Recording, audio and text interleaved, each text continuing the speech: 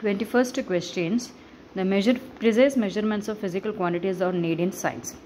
For example, to ascertain the speed of an aircraft, one must have an actual method to find its position closely to OK. This was the actual motivation behind the discovery of radar in World War II.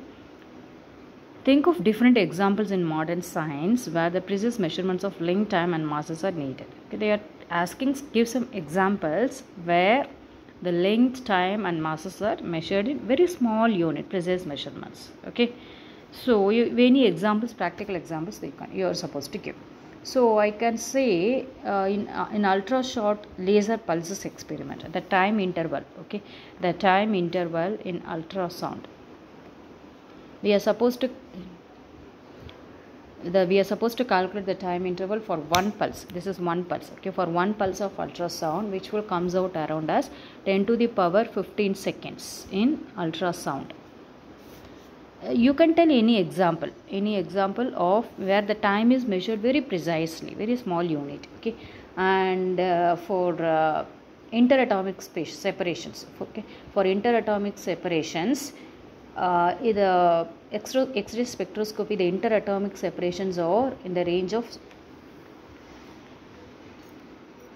interatomic spacing. Interatomic spacing is measured in terms of nanometer or Armstrong. Interatomic space is the distance between the two atoms. Okay, in X-ray spectroscopy.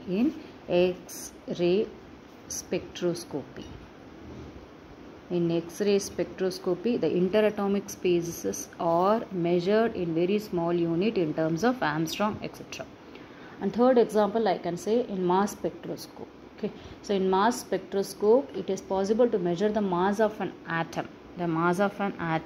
Okay, so the mass of an electron is 9.1 into 10 to the power of minus 31 kg. So just imagine, mass of an electron is 9.11 into 10 to the power minus 31 kg. Using mass spectroscope, this mass is measured. Okay, using mass spectroscope, this mass is being measured. Okay, these all are the very small scale in which it is required in science.